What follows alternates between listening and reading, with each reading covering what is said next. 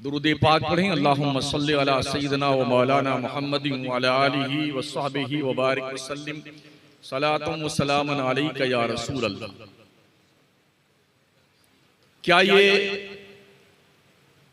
अफसोसनाक नहीं है जिस मजहब के मानने वालों की मजहबी किताब का नुज़ूल, उसका आगाज क्वालिफिकेशन से हुआ है, उस कौम के लोगों में पढ़ने लिखने की गति पैसेंजर ट्रेन से भी कम है।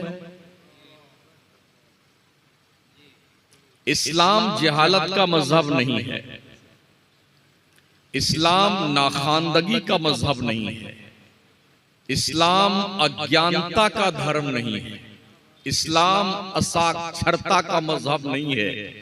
इस्लाम क्वालिफिकेशन का नाम है, ग्रेजुएशन का नाम है, पढ़ने लिखने का नाम है, इल्म फजल की बुलंदियों को छू लेने का नाम इस्लाम है। मगर अफसोस इस बात पर है जिसे पढ़ना चाहिए उसका हाल ये है कि वो गुल्ली डंडा खेलने में लगा हुआ है। शेड्यूल कास्ट से भी हम निचले दर्जे पे हैं तालीम के मामले में। देश की जितनी भी सरकारी रिपोर्टें मंडल कमीशन आयोग की हों या श्री कृष्णा कमीशन की रिपोर्ट हो, सब में यही बताया गया है कि मुसलमान दलितों से भी नीचे स्तर पर तालीम के मामले में है। ये मैं नहीं समझता कि हमने कहां से इस डगर को छोड़ा है। गुज़िश्ता 400-500 साल पहले की तारीख का आप जायजा लें तो आपको पता चलेगा, अगर दुनिया में कहीं इल्म था तो मुसलमानों के पास था, कहीं रोशनी थी तो मुसलमानों के पास थी। यूरोप का अंग्रेज बाज़ाब्ता तौर पर कशकोली गदाई लेके तालीम की भीख मांगने जामा मस्जिद करतबा के मदरसे की लाइन में खड़ा रहता था। वो कौम जिसने दुनिया के 3 बर्रे आजम पर बैक वक्त हुकूमत की हो, आज हालत ये है इल्मी मामलात में उस कौम को दुनिया ने बहुत पीछे छोड़ दिया, जिसका नतीजा ये निकला कि हम सिर्फ जिल्लत और रुसवाई के मुसाफिर बनकर रह गए और दुनिया ने इल्म को हासिल करना शुरू किया तो चांद पर प्लॉटिंग करने लग गई। ये फर्क है तालीम का और जहालत का। हमने कुरान को सवाब की नीयत से पढ़ने की किताब समझ लिया, किसी मर जाने वाले की बख्शिश करवाने के लिए कुरान खानी की किताब समझ लिया। मगर ये कुरान इसलिए नहीं आया था कि मुर्दों को बख्शवाने के लिए पढ़ा जाए इसे।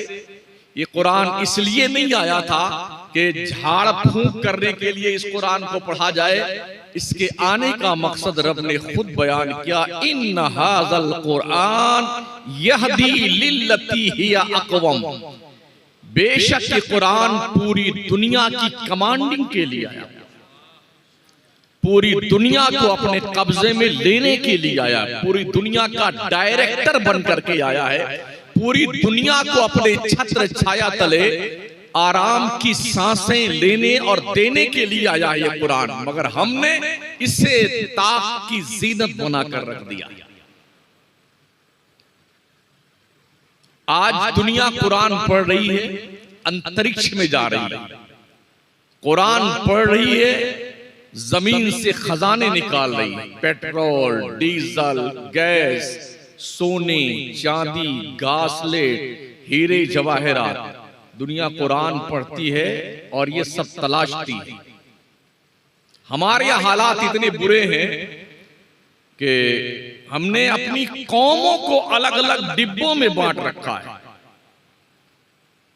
ये अंसारी साहब हैं, ये खान साहब हैं, ये नाई साहब हैं, ये कुरैशी साहब, ये फलाने साहब। इस बेस पर भी हमारी बर्बादी और तबाही के बाज़ाब्ता तौर पर खुतबे इस मुल्क में पढ़े जा रहे हैं। जबकि अल्लाह फरमाता है या अय्युहन्नास इन्ना खलकनाकुम मिन ज़करिन व उन्सा व जअलनाकुम शुअबन व क़बाइला लितआरफू इन्न अकरमकुम इंदल्लाहि अत्क़ाकुम।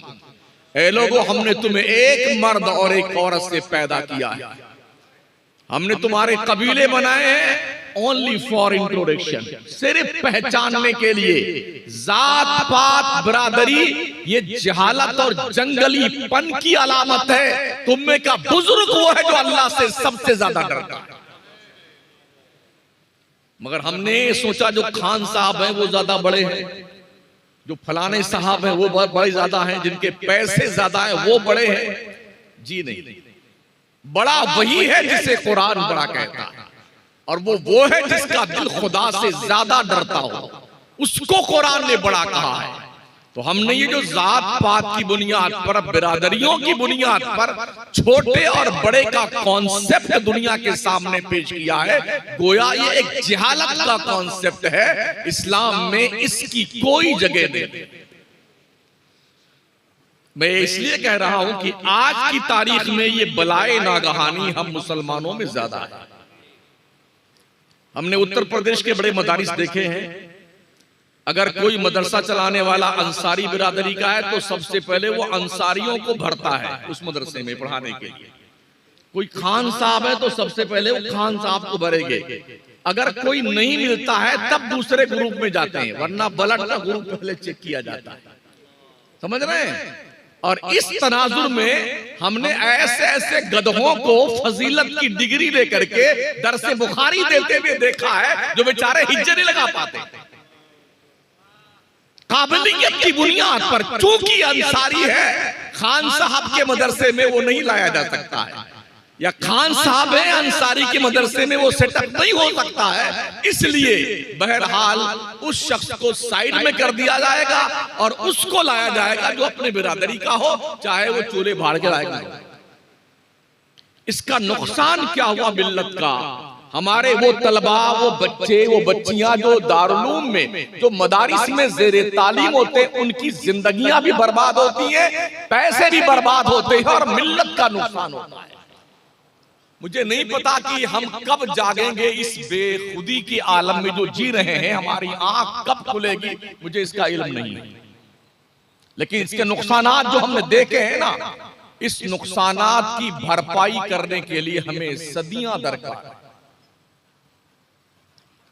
अफसोस ये है हमारे अहबाब ने मुंशी, मौलवी, कामिल, आलिम, फाजिल वगैरह इन सब के इम्तिहानात के पर्चे लेकर के नॉन मुस्लिम कम्युनिटी के लोगों को मुंशी, आलिम, फाजिल, कामिल बना दिया। इसका रिजल्ट हमने देखा उत्तराखंड में। सदर मुदर्रिस साहब यादव हैं, शेखुल हदीस साहब पंडित जी हैं, कहां जाएंगे? चंद रुपयों के लालच की बुनियाद पर कुछ मौलवियों ने अपना जमीर बेच डाला और लोगों के पर्चे लिख करके पैसा लेकर के उनको मौलवी, आलिम, फाजिल, कामिल बनवाया। याद रखना, ये अपने पैर में आप कुल्हाड़ी मार रहे हैं। जब आपके मार्कशीट का कट ऑफ निकाला जाएगा ना और कंपेयर होगा कि कितने लोगों को स्कूल में सेलेक्ट किया जाए, तो जैसे पहले मीम आएगा उसको चौकड़ी का निशान लगा दिया जाएगा और हे हा आएगी ना तो उसको वेरीफाई कर दिया जाएगा। चलो यही साहब जो है, ये शेखुल हदीस साहब, ये कार्यक्रम चल रहा है और सैकड़ों नहीं हजारों मुस्लिम बच्चे और बच्चियां उत्तराखंड में ऐसे मदरसों में पढ़ रहे हैं जहां पर पढ़ाने वाले मुसलमान। कौन इसका जिम्मेदार है? इसलिए मैंने कहा खिताबत की जो दुनिया हमारी है ये 50 साल, इस 50 साल के अंदर हमने खिताबत की दुनिया में और हमारे शायरों ने शायरी की दुनिया में नाम तो बहुत कमाए हैं, मगर इतने मारे जाएंगे सारे खतीब भी, चाहे मैं ही क्यों ना हूं, और सारे शोरा दौड़ा दौड़ा के मैदान महशर में इनकी कुटाई हुई। जो मिल्लत का ये नुकसान हुआ, इसकी भरपाई करने के लिए हमें आज से अहद करने की जरूरत है, ताकि हम जल्द अज जल्द अपने कौम में मारे गए घाव को कुछ हद तक तो मरहम पट्टी कर सके। पढ़िए इस्लाम को, इस्लाम जहालत का मज़हब नहीं। मैंने कुरान मुकद्दस की एक आयत मुबारक तिलावत की थी, नून वल कलमी वमा यस्तुरून। अल्लाह ने कसम उठाई है कलम, कसम है कलम की, और कलम जो कुछ भी लिखता है। हजरत अल्लामा अबू हुरैरा साहब क़िबला, इनकी पूरी टीम ने दौरान तालिब इल्मी से ही कलम को ही हाथ में पकड़ा है, लेकिन अभी तक हमारी कौम ने कलम का मकाम नहीं समझा। मैं अर्ज करूं आपसे, अल्लामा यासीन अख्तर साहब क़िबला मिसबाही रहमतुल्लाह ताला अलैह, जब वो हिजाज नामी रिसाला निकालते थे दिल्ली से, मुंबई आते थे, उस वक्त में मुंबई में इमाम था, तो कहते मौलाना हमारी कौम के लोग कलम की अहमियत ही नहीं समझते हैं। बड़ी मेहनत से उस बंदे खुदा ने दिल्ली में दारुल कलम कायम किया कि अपने बच्चों को, मुस्लिम कौम के बच्चों को, मौलवियों को, पढ़ने वालों को हम यहाँ पर कलम से लिखना पढ़ना सिखाएंगे, कलम की अहमियत बताएंगे। 2-3 साल के बाद जब मैं दारुल कलम में पहुंचा तो उन्होंने कहा मौलाना हमने दारुल कलम का नाम बदल करके दारुल कादरिया रख दिया। हमने कहा क्यों हजरत? तो फरमाने लगे हमारी कौम दारुल कलम नहीं समझती है, दारुल समझती है। कोई अपने बच्चे का एडमिशन करवाने को तैयार नहीं था, जबकि ताकत इस कलम की इतनी है। हाँ, खुदा ने यूं थोड़ी इसकी कसम उठाई है। साउथ इंडिया के लोगों को जाकर देखिए ना, केंद्र की तमाम योजनाओं को कलम के ताकत की बुनियाद पर हलक में हाथ डाल के सब निकाल ले जाते हैं। और हमारे नॉर्थ इंडिया के मुसलमान माइनॉरिटीज के नाम पर जैसे जो मुख्तस होते हैं, वो जान ही नहीं पाते हमारे लिए कौन कौन सी योजना है, इसलिए कि उनके पास कलम नहीं है और इल्म नहीं है। तो इस अज्ञानता की बुनियाद पर हम गुज़िश्ता कई दहाई से वो पैसे नहीं हासिल कर पाए जो हमें हासिल कर लेने चाहिए थे, क्योंकि हमारा कोई भी उसमें डायरेक्टर नहीं था। हम जान नहीं सके कि हमारे नाम से कितने पैसे गवर्नमेंट ने मुख्तस किए। तो मैं मुबारकबाद पेश करूंगा इस टीम को, जो इन्होंने चारों तरफ से आंखें मूंद करके सिर्फ कलम पर काम करना शुरू किया है। और कौम के लोगों अपनी तवज्जो को किरतासो कलम उठाकर लेकर चलने वालों को आप सपोर्ट कीजिए, इन्हें आगे बढ़ाइए। किस्मतें कौम की तकरीरें नहीं बदलती हैं, कौम की किस्मतें तहरीरें बदलती हैं। तहरीरें किस्मत बदलती हैं। और हमने देखा ऐसा बाज़ाब्ता तौर पर, एक किताब कोई लिख देता है ना, तो उसके टाइटल पेज पर लिखा होता है जुमला हुकूक बहक के नाशिर महफूज हैं। आप उसको छापते रहिए, बेचते रहिए, खूब बेचिए, नस्लें बेचती रहती। हमने अपने हिज़्ब मुखालिफ के कुछ लोगों को जब दिल्ली में मुलाकात हुई तो उन्होंने कहा मौलाना आप लोग सब तकरीर के पीछे पड़े रहते हैं, हम लोगों को देखिए ना, हमारे यहाँ किताबें लिखी गई हैं। और वाकई में आज की अगर अल मजमूल इस्लामी दिल्ली अपने अशरफिया मुबारकपुर और दिल्ली में फारूकिया जैसे कुछ कुतुब खाने ना होते तो अब भी हम यतीम रहते इस मामले में कि जितनी भी हमारी दरसी किताबें हैं वो सारी किताबें हमें अगयार से ही हासिल करनी पड़ती। हमारे यहाँ कोई था ही नहीं, इसलिए कि हमारी कौम उर्स पे रुपया खर्च करना जानती, मेलों पे रुपया खर्च करती है, ताजिया पे, गागर पे, चादर पे, पीर साहब की तोंद फुलाने पे, गुब्बारा बनाने पे, गुम्बद बनाने पे, और ये सारे काम करने पे पैसा हमारी कौम खर्च करती है। अपने पैसे खर्च करो इन बच्चों पर, तालीम पर, तरबियत पर। कोशिश करो मुआशरे में कोई बच्चा अनपढ़ न रह जाए। सर्वे कीजिए महल्ले का, जायजा लीजिए महल्ले का, 20 साल तक अगर मुसलमान सिर्फ पढ़ना लिखना शुरू कर दे, अल्लाह की कसम ये सारे कीड़े मकोड़े अपने सुराख में चले जाएंगे जो आज पफूत बने पड़े हैं। पढ़िए तो सही, पढ़िए तो सही। आप ये भी हैरत करेंगे, हमारी एक कौम का एक बच्चा था मकराने का, जो अमजदिया से पढ़ करके अच्छा बासलाहियत बच्चा था। वो जब जामिया मिलिया में एडमिशन उसने लिया, तो एडमिशन लेने के बाद हालांकि उसका सब्जेक्ट अरबी अच्छा था, और जब उसको पढ़ाने के लिए एक लेडी आई जो नॉन मुस्लिम कम्युनिटी की थी, तो 35 मिनट की घंटी में उसने अरबी में स्पीच दिया। उस बच्चे ने कहा, हज़रत जबकि मैं अरबी का ही स्टूडेंट था, मगर मेरे पल्ले नहीं पड़ा कि उसने 35 मिनट में क्या स्पीच दिया।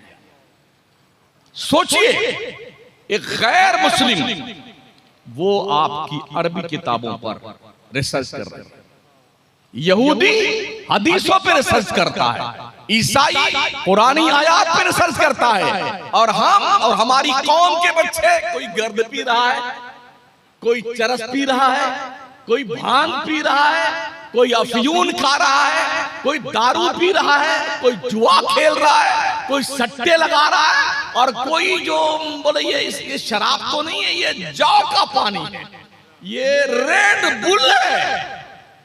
अबे उल्लू कहीं के, अकल वकल है कि नहीं है? किस जंगल में घूम रहे हो? दुनिया क्या क्या कर रही है, तुम्हें इस बात का भी होश नहीं है। मरारा के सादात ने यूं थोड़ी फरमाया आधी रोटी खाइए बच्चों को पढ़ाइए, यूं नहीं फरमाया। अगर आप महीने में 20 दिन गोश्त खाते हैं तो सुन लो कान खोल करके, एक दिन गोश्त खाइए, वो सारे पैसे बचा करके अपने बच्चों की तालीम पे खर्च कीजिए। 300 दिन गोश्त खाने से आपकी टंकी पर 2 इंच की चर्बी नहीं चढ़ जाएगी, लेकिन अगर ये पैसे बचा करके आपने बच्चों की तालीम पे खर्च किया, यकीनन आने वाली कौम की किस्मत को औजे सुरैया पर पहुंचने से कोई रोक नहीं सकता। इसलिए पढ़िए, खुद पढ़िए, अपनी औलाद को पढ़ाइए, एक बाज़ाब्ता तौर पे तहरीक चलाइए, महल्ले महल्ले का सर्वे कीजिए, और देखिए कौन सा बच्चा मुसलमान का पढ़ने नहीं जा रहा है, और पकड़िए उस बच्चे को और उसके बाप को पकड़िए। अगर वो कहता हमारे पास पढ़ाने के लिए पैसे नहीं है ना, वो कौम के सेठ लोगों, सठियाए हुए लोगों, साहूकारों, पैसे वालों, दौलतमंदों, अपने मरे हुए बाप के इसाले सवाब के लिए उस बच्चे की फीस भरना शुरू कर दो। पढ़ करके बच्चा काबिल बनेगा, कौम के काम आएगा, और तेरे बाप की रूह को नजात का परवाना अल्लाह अता फरमाएगा। पढ़ाइए अपने बच्चों को। अशरफिया ने बड़ी लाज बचा रखी है, हाँ, वरना हालात तो बड़े खराब हैं। अल्लाह माशाअल्लाह, इक्का दुक्का छोड़ दीजिए, हाँ, वरना हम आलमी पैमाने पे हनफियुल मसलक के हिसाब से कोई ऐसा मोतबर इदारा अशरफिया को छोड़कर पेश करने की स्थिति में आज नहीं है।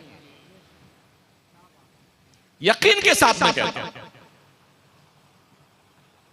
बहुत सारे ऐसे बेचारे हैं जो अनाप शनाप भी बका करते हैं, लेकिन जब भी जरूरत पेश आती है ना, तो अशरफिया ही हमारी रहनुमाई करता है। लॉकडाउन के पीरियड में फतवे तो सबने झाड़ दिए, बता दिए कि मस्जिद का दरवाजा बंद कर लेने से इज़्ने आम नहीं पाया जाता, तो जुमा की नमाज नहीं होगी, छतों पे जुमा की नमाज नहीं होगी, किसी के हॉल में जुमा की नमाज नहीं होगी, तो 5 ही आदमी को मस्जिद में नमाज पढ़ने की इजाजत थी।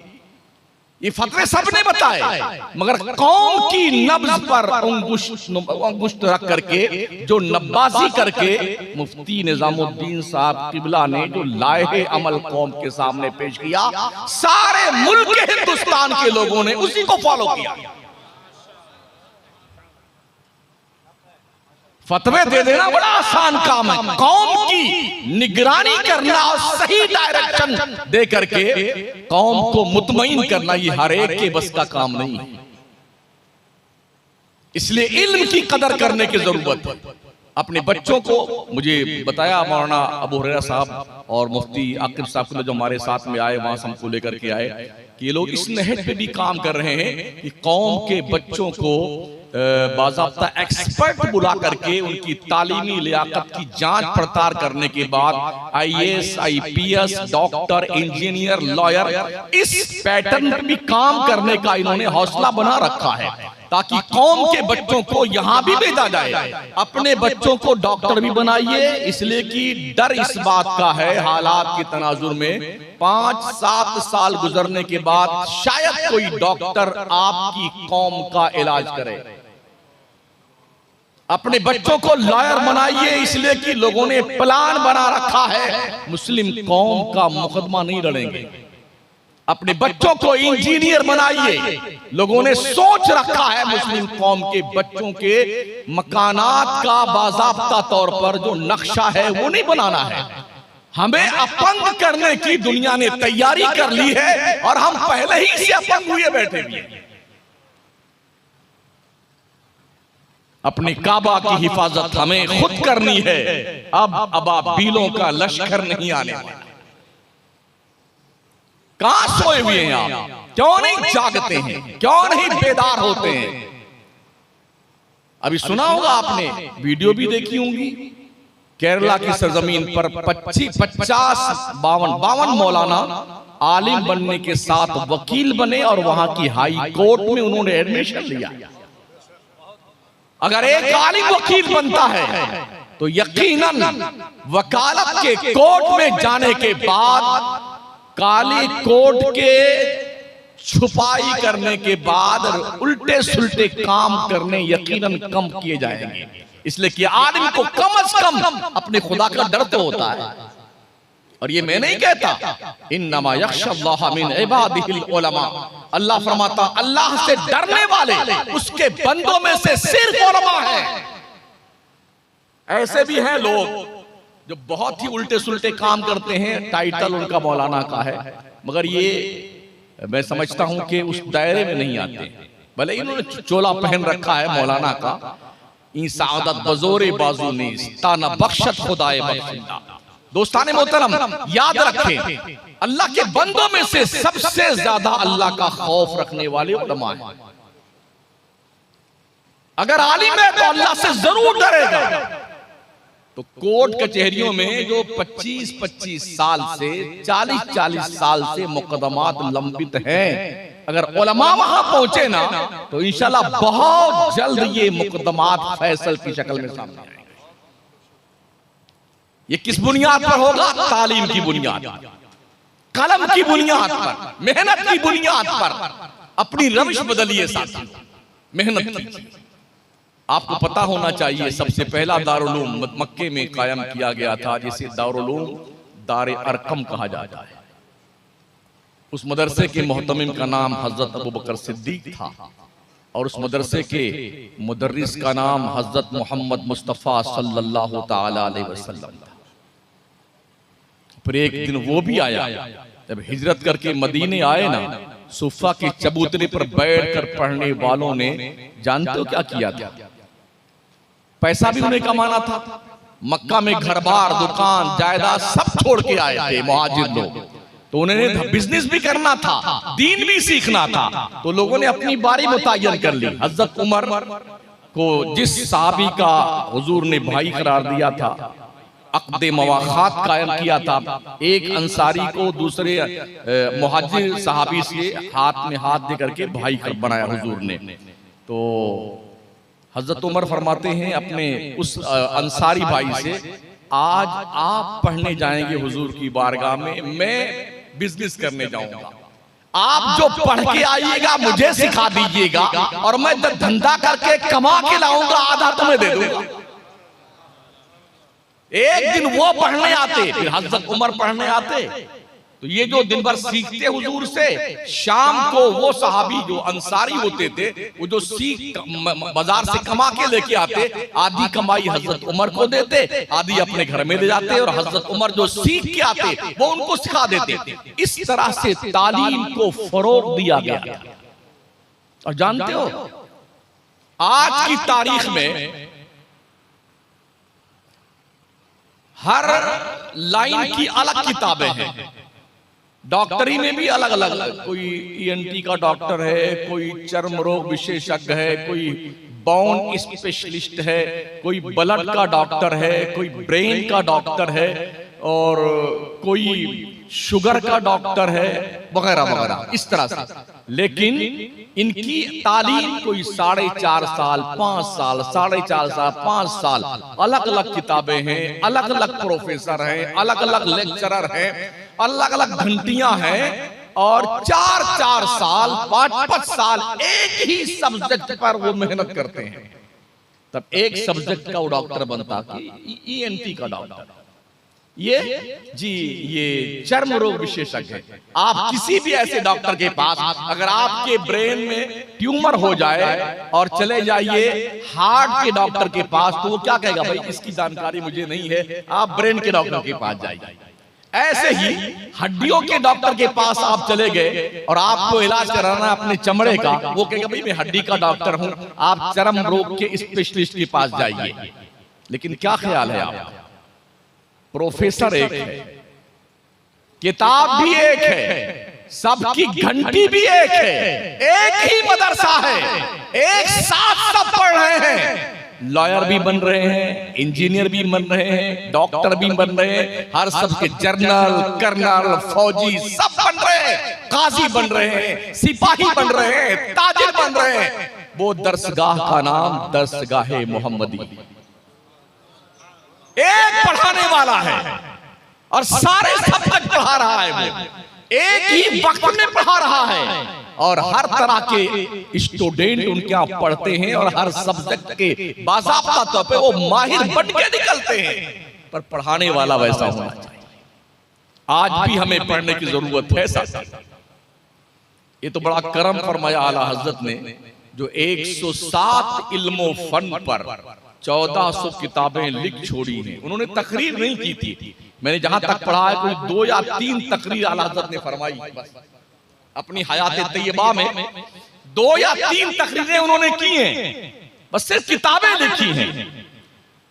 सदी बीत जाने के बाद भी उन्हीं किताबों के ही रंग में हम सब रंगे हुए हैं। ये जो कुछ देख रहे हैं ना, वो इस लिखी हुई 14 से 100 किताबों का ये रंग है। अगर हमने उस पर मेहनत की होती, अल्लाह गरीब की रहमत फरमाए, मुनाज़िर इस्लाम रईसुल तहरीर अल्लामा अरशदुल कादरी साहब अलैहि रहमत इंतकाल करते करते करते करते एक ही धुन और एक ही तलब थी हमारी कौम के बच्चे, कलम हाथ में ले ले, कलम हाथ में ले ले, कलम हाथ में ले ले। इतनी मेहनत की अपने मुल्क से लेकर के यूके यूएस तक कि बच्चों को पढ़ाओ पढ़ाओ, कलम पकड़ाओ इन्हें। और अपनी कब्र में गए ना तो इस दर्द और कसक को लेके गए, काश हमारी जिंदगी में हमारी कौम के बच्चे साहिब कलम और किरतास बन जाते। यही तड़प लेकर के अल्लामा यासीन अख्तर मिसबाही साहब भी अपनी कब्र में गए। क्यों हमारे अंदर जागरूकता नहीं पैदा होती है? वजह सबसे बड़ी वजह यह है कि हमने गुज़िश्ता 50 साल के अंदर तकरीर में ज्यादा मुनाफा देखा। हाँ, 3-4 तकरीर याद कर लीजिए, खतीब आज़म हिंदुस्तान आप हैं और लाइन लगी रहेगी आपकी, हजरत किबला खबा। हाँ जी, कितना लगे? 25,000, 30,000, 35,000 शायर इस्लाम बड़े मदद के साथ। हाँ, और ना मत बोलो ना अगले साल हमें क्या दिक्कत आती है, कोई फर्क नहीं पड़ता। हाँ, अर्ज ये, इसलिए मैं अपने आप को भी शामिल कर रहा हूँ। हाँ, हम उससे अलग नहीं है, हालांकि मैं कोई नजराना तय नहीं करता। हाँ, अल्लाह का शुक्र एहसान है। तो अब शायरों का हाल क्या है? इनके भी अलग अलग रेट है, 70,000 तक रेट है। अब पूरी ताम झाम के साथ अपना डुगडुगी लेके आते हैं बेटे। हाँ, और ये हमारी कौम ऐसी पगलाती है। 70,000 तो वो ले गया और यूं ये गड्डी गड्डी गड्डी गड्डी पगला गए हो। हमने अक्सर लोगों को देखा, शौरा को, मर्दूद नमाज तक नहीं पढ़ते, नमाज तक नहीं पढ़ते हैं, ये पैसे इन पे बर्बाद करते हो। ओ लोगों, नबी के मेहमानों पे पैसे लगाओ, जो तलबा है उन पे पैसे खर्च। तो हमारी कौम के बच्चे जो मदरसे में पढ़ने जाते हैं, यार मौलाना लोग तो बहुत मजे कर रहे हैं, ओहो, तो हम भी 2 तकरीरात करते हैं, 2-4 मौलाना बन के तकरीरात कर लिए, और जिसकी आवाज अच्छी रही वो कव्वाल बन गया। हाँ, मतलब उसने 2-4 नातें लिख ली, 2-4 शेर इसका चुराया, 2 शेर उसका चुराया, अब आहिस्ता आहिस्ता वो शायर इस्लाम बन जाता है। हाँ, बहुत सारे ठीक शायर भी हैं, हाँ, उनको हम सलाम पेश करते हैं, लेकिन अक्सरियत हमने यही देखा है, अरे गहरे नत्थु खैरे, तो वो बाद में छूट कितनी मिली यार। हाँ, तो वो सब गिनते हैं पूरा, अरे बेगवा भर के लेके जाते हैं। कुछ बुद्धि है कि भ्रष्ट हो गई? ये पैसे अल्लामा अबू हुरैरा, मुफ्ती आकिब साहब, ये मुफ्तियान किराम, ये उलमाए किराम जो दीन का काम कर रहे हैं ना, इस पे खर्च कीजिए, इस पे छोटे जलसे कीजिए, छोटे मौलाना को बुलाइए, कोई जरूरी नहीं कि बड़ी बड़ी टोपी वाला है मौलाना। काम पे पैसे खर्च करें, काम पे, ताकि आपकी आने वाली नस्लें सुधरे। और जिसको तकरीर नहीं याद हो पाती है, या जो नाक वगैरह में आवाज ठीक ठाक नहीं बैठ पाती है, तो बाबा बन जाता है। हाँ, नक्शे सुलेमानी, मजमुए आमाले रजा, और एक और कौन चीज है, शमे शबिस्ताने रजा, वो ले लकीर खींच रहा है। कसम खुदा की, मायूस नहीं होना, सारा काम बना के रख दूंगा, पहले अपना तो बना ले यार। अगर तावीजों से भला होता तो ये पगलाया है बाबा, तुम्हारी तावीज बनाएगा, अपनी बनाएगा, बीबी की, बच्चों की, बच्चों की बीबी की, पोते की, पोती की, नवासा की, बना बना के अपना घर भर लेगा तावीज से। दिल के फफूले जल उठे सीने के दाग से, इस घर को आग लग गई घर के चिराग से। तावीजों से किस्मतें नहीं सुधरती हैं, ओ बंदे अपनी हाजिरी खुदा की दहलीज पे बता।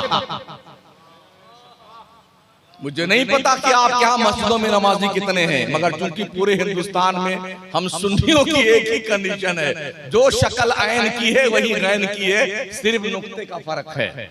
हाँ, वो बेटे लॉकडाउन में आके मौलाना से लड़ते, तुम्हारे बाप की मस्जिद है, तुम ही 5 पढ़ोगे, हम भी पढ़ेंगे। लॉकडाउन के बाद उस मर्दूदों को हमने ढूंढना शुरू किया, एक भी कमबख्त दिखाना ही। हाँ, मस्जिद में नहीं आएगा। हाँ, दुआ करती है ना, वो हमारी बहुत परेशानी है, धंधे में बरकत नहीं है, ये नहीं है, वो नहीं। बंदो, अगर तुमने खुदा के घर की हाजिरी छोड़ दी है, तो अल्लाह के रहमत के फरिश्ते तुमको भी नेगलेक्ट कर देंगे। ये मैं नहीं कहता, अल्लाह फरमाता है, वमन याशु अन ज़िक्रिर रहमान नुक़य्यिद लहू शैतानन फहुवा लहू करीन। अल्लाह फरमाता है, जो अल्लाह के जिक्र से गाफिल हो जाता है, अल्लाह उसके दिल पे शैतान का पहरा दिखा देता है। उठाइए 16वां पारा, मेरा करीम परवरदिगार, वमन आरद अन ज़िक्री फ़इन्न लहू मईशतन दनका व नहशुरुहु यौमल क़ियामति आमा क़ाल रब्बि लिमा हशरतनी आमा व क़द कुन्तु बसीरा क़ाल कज़ालिक अततका आयातुना फनसीतहा व कज़ालिकल यौम तुनसा। अल्लाह फरमाता है, जो मेरी याद से मुंह मोड़ ले, जो नमाज नहीं पढ़ता है, जो मेरी इबादत नहीं करता है, तो हम उसकी दुनिया की जिंदगी में रोजी तंग कर देते। अब कौन बाबा की हिम्मत है जिसकी रोजी अल्लाह तंग करे, उसकी रोजी बाबा खोलेंगे। वमन आरदा अन ज़िक्री फ़इन्न लहू मईशतन दनका, हम उसकी दुनिया में रोजी तंग कर देंगे। वनहशुरुहु यौमल क़ियामति आमा। ओ बेनमाजियों सुनो, अल्लाह फरमाता, हम बेनमाजियों को क़यामत में अंधा उठाएंगे, अंधा,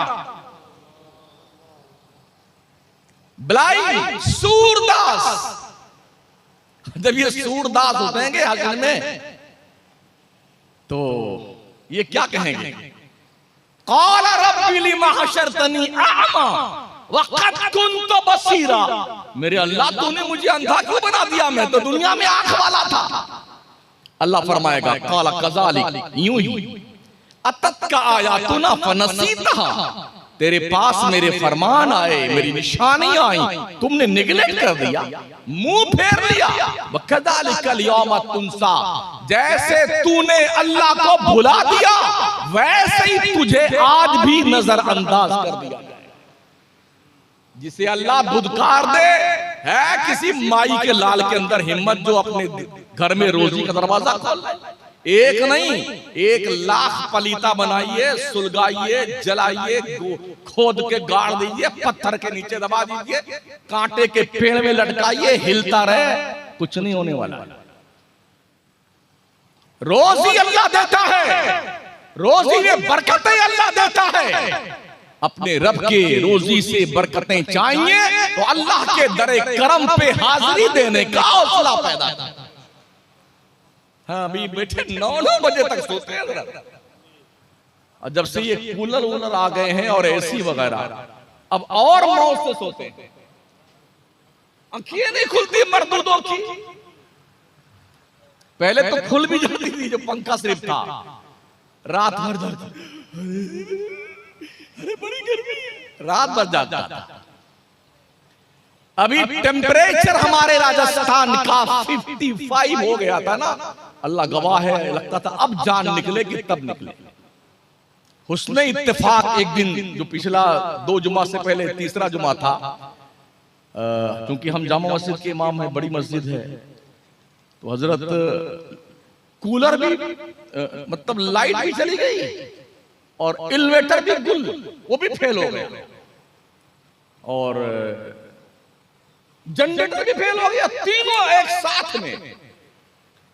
तो हमने कहा अब कैसा लगता है? अब हर कोई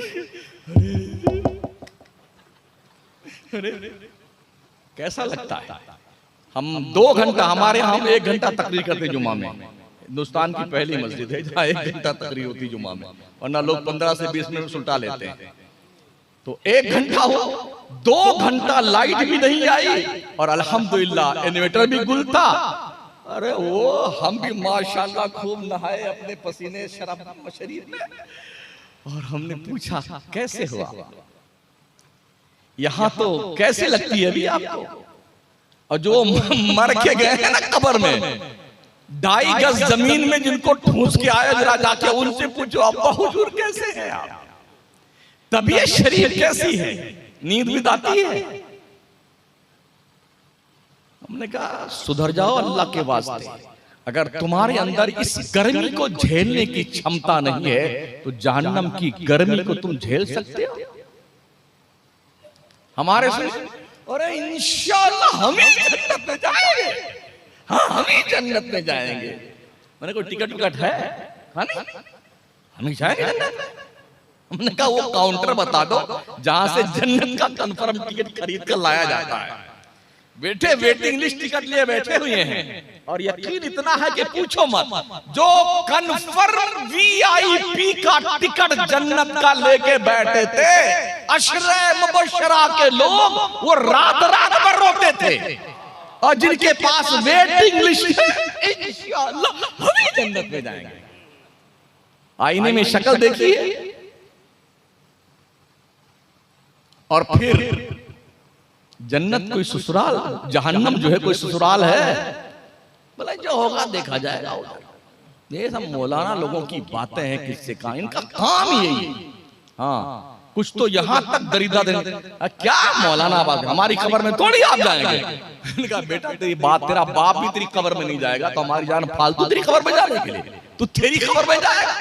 और तूने तो इस कब्र को ससुराल समझा है कि वहां पहुंचेंगे तो चाय भी आएगी, शरबत भी आएगा, तशरीफ लाए, खैर मकदम आपका है। क्या ये सोचा तुमने? तो आखिर तो जाएंगे जन्नत में। एक वक्त की नमाज जानबूझकर बगैर उज़्रे शरई के छोड़ देने वाला 2,86,00,000 साल जहन्नम में जलेगा। गिन लीजिए। और ये दिन कौन सा होगा जिसके 2,86,00,000 साल बनेंगे? ये दिन होगा इन्ना यौमन इंद रब्बिक अल्फी सनतिम मिम्मा तउद्दून। दुनिया का 1,000 साल आखिरत के एक दिन के बराबर होगा। अब जोड़िए, कैलकुलेशन फेल ना हो जाए, कैलकुलेटर तो मेरा नाम बदल देना, गिनती दम तोड़ जाएगी। 1,000 साल का एक दिन होगा, उस दिन के हिसाब से आप जोड़िए 2,86,00,000 साल अगर जहन्नम में एक वक्त की नमाज छोड़ने वाला जलाया जाएगा। और जिस बेटे ने अब तक गुलटी मार रखी है, 80 साल का बुढ़ा हो गया, शर्म नहीं उसको आती है, को नमाज नहीं पढ़ता, वो कितने साल जलेगा? कितने साल? जोड़िए। ऐसे मुतमईन है जुल्फे समार मार के, रोज आईना 10 मरतबा, माशाअल्लाह क्या जमते हैं। ये जहन्नम में तपाया जाएगा ना। कभी कभी अकेले में किस कब्रिस्तान जाया कीजिए और कब्रों के पास जाकर के खैरियत पूछिए, चौधरी साहब कैसे हैं, खान साहब कैसे हो, जमादार साहब कैसे हो, कलेक्टर साहब कैसे हो। अभी एक वीडियो वायरल हुई थी, वो बंदा पहुंचा कब्रिस्तान, गया जज की कब्र के पास, अरे सलाम अलैकुम जज साहब, आज भी आपका प्रोटोकॉल वही है? आपके आसपास चौकीदार लोग हैं आपकी निगरानी करने के लिए? अरे बोलिए ना जज साहब, क्यों नहीं बोलते? बड़ी दर्द अंगेज दास्तान वो बयान कर रहा था। फिर एक हाजी साहब की कब्र दिखी, वहां पहुंचा, हाजी साहब पहचानते हैं? कोई नहीं पहचानता, सब अपने अपने हाल में मस्त है। एक दिन सरकार अबू हुरैरा हुजूर की मईयत में आबादी मदीना से बाहर निकले तो हुजूर ने देखा कि एक कब्र है। पूछा अबू हुरैरा, ये कब्र देख रहे हो? कहाँ या रसूल अल्लाह? फरमाते हैं, तुम लोग जो जल्दी जल्दी 2 रकात नमाज पढ़ लेते हो ना, ये बंदा जब से इंतकाल किया है अल्लाह से रिक्वेस्ट करता, या अल्लाह एक बार फिर से दुनिया में भेज दे 2 रकात नमाज पढ़ने के लिए। मगर अबू हुरैरा, क़यामत तक इसे दोबारा दुनिया में आने की मोहलत नहीं दी जाएगी। अभी तुम मरे नहीं हो। क्या नाम इस गांव का? मनुअर, मनुआ के लोगों, अभी मरे नहीं हो, नमाज पढ़ो, तौबा कर लो अपने गुनाहों से, और जितनी नमाजें कज़ा करी हैं तखमीना करके गुमाने गालिब जिस पे हो जाए, दिल जमे, उन नमाजों की कज़ा कर लो और अल्लाह को राजी कर लो, रूठे हुए रब को मना लो। दुनिया ने तो वैसे भी तुम्हें जीने का हक नहीं दे रखा है, कम से कम जिंदगी देने वाले रब को राजी कर लो ताकि तुम्हें कायदे से जिंदगी गुजारने की मोहलत अल्लाह फरमाए। एक वक्त की नमाज कितनी इंपॉर्टेंट है। जब किसी सहाबी की नमाज छूटती थी ना, रात रात भर रोया करते थे, भाई नमाज छूट गई।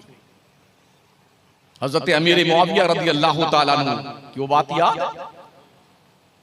शैतान आ गया और सुबह फजर के वक्त जो है लगा पैर वैर दबाने, आंख लग गई, वक्त फजर गया, इतना रोए इतना रोए इतना रोए, दिन भर रोते रहे। दूसरे दिन शैतान जगाने आ गया फजर से पहले, अरे तेरा काम तो सुलाना है, तू जगाने आ गया। कहा कल सुला दिया था और तुमने इतना रो रो करके अल्लाह को मनाया है, 2 रकात पढ़ लेते तो उतना सवाब नहीं मिलता जितना रोने पे सवाब अल्लाह ने दे दिया। तो हमारा काम तो तुम्हारी नेकी कम करना, जगाने आ गया हो, कहीं ऐसा ना हो फिर जब सो जाओ तुम्हें फिर ज्यादा नेकियां मिल जाए, इसलिए जगा रहा हूं कि 2 रकात पढ़ लो, यही ठीक है, कम सवाब पाओगे हमारे। और रोने पर अल्लाह की रहमत बहुत तड़प करके अपने बंदों का खैर मकदम करती है। रुजू करो अपने परवरदिगार के साथ। तो अर्ज में कर रहा था साथियों, आज मुस्लिम मुआशरे में बुराइयों का प्रकोप है। बाज़ाब्ता तौर पे प्लानिंग करके, हजरत प्लानिंग, बड़े बड़े शहरों में मुसलमानों के महलों में शराब की दुकानें खोली जाती हैं, और बाज़ाब्ता